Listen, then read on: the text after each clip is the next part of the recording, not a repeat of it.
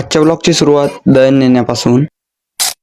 तर पब्लिक, स्वागत आहे आपल्या एका ब्रँड न्यू ब्लॉग मध्ये. सकाळ सकाळी उठून नंदूदा तोंड धुत होता. मी निघालो दळण घेऊन. तेवढ्यात मग रस्त्याने दिसला भाऊ यशदा, त्याला बी घेऊन घेतला ब्लॉग मध्ये. आणि मी निघालो डायरेक्ट. तेवढ्यात आपलं दळण राहिलं ते घेऊन गेलो. इथून पाहता तेवढा मोठा गड्डा होता भाऊ, कामेत खायचा होतं. तेवढ्यात दळण ठेवून निघालो भाऊ मी घरी. इथं भेटलं भाऊ नंदूदा, गाडीतनी कचरा टाकून राहिला होता. तेवढ्यात मला आला रितेशदाचा फोन. तो वाडीत ये म्हणे. गेलो भाऊ वाडीत नाही, तर वाडीतून माहित पडलं यायला भेटलं भाऊ पक्षीचं एक पिल्लू. पक्षीचं पिल्लू होतं भाऊ लहान चुकलं. हे भाऊ तुम्ही बी पाहून घ्या. तर आम्ही याच्यावर थोडीशी छानबीन केली तर आम्हाला माहित पडलं भाऊ हे भाऊ चिमणीचं पिल्लू. त्याच्यासाठी सगळी राहायची व्यवस्था केली, दूध गिट ठेवून दिलं तिथं. पक्षी पाहिजा भाऊ, कमेंट मध्ये नक्की सांगा हा पक्षी कोणता होता. आणि तेवढ्यात आलो भाऊ डायरेक्ट मनोजदाच्या घरी, कारण की मनोजदाचा आहे भाऊ आता थोड्या दिवसांनी लग्न. तर साफसफाई करायसाठी त्यानं बोलावलं होतं आम्हाला झाडं ठेवाले. एकदम खतरनाक मध्ये ब्लॉग काढूनच राहिलो होतो, पण पिवशाले काम आहेत ब्लॉग नको काढू म्हणते. तिथून आलो भाऊ डायरेक्ट पोट्टेजवळ बसलो.